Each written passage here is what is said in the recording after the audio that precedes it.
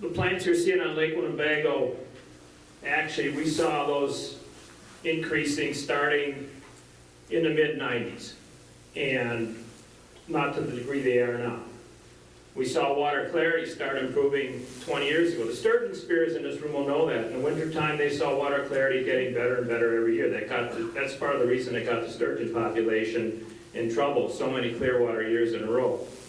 The aquatic plants, we saw those starting in the mid-90s on Lake Winnebago. As I said, not to the degree you see them now, but they started increasing. We saw the southwest shore Lake Winnebago is where they first really came on strong. Along the shore, wild celery, that's one of the pioneering native plants that you'll typically see.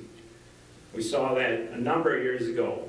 In 2003, at public meetings sponsored by the Corps of Engineers, a regulation strategy meeting, and things like that, that everyone's invited to, we asked the Corps of Engineers, the Department of Natural Resources, to look at that spring refill with more of a concern in the storage capacity in spring to avoid those real highs in the water level, but also with a concern on the upper pool lakes that are typically higher at any given time than Lake Winnebago. And that's where a lot of wetland habitat is. That's where we're losing a lot of habitat. That's where we're spending between partnerships with Ducks Unlimited, Corps of Engineers, the state of Wisconsin, Winnebago County, the Lake Poygan Sportsman's Club, the Beadmore Conservation Club. We, and this is going to sound a little bit ironic to you, but we have spent millions of dollars up there trying to grow the things that you're starting to get rid of.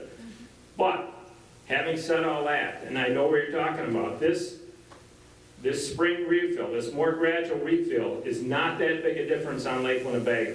It did not cause the problem you saw last year. This started a long time ago. We don't know if this is going to happen this year or not, to the degree it happened last year. We're already into April to now, and the ice is still up. Last year we had ice out in March. We had a real early warming. We had higher water temperatures. This was a regional thing that happened. We saw this on the Mississippi River. We saw this in a lot of the lakes between Winnebago and the Mississippi.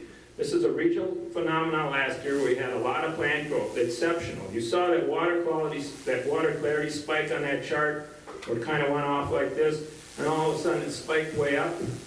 That really brought on, that's what resulted in a lot of this plant life. We're talking about a little bit of change in spring that the Corps of Engineers has followed, and we're talking about plants that can grow in 25 feet of water under good conditions, and we saw them in 11, 12, 13 feet of water out there. So this thing really wasn't precipitated by that action in spring. It probably does some work to enhance that in the upper pool lakes, but it really doesn't have that much of an impact on Winnebago.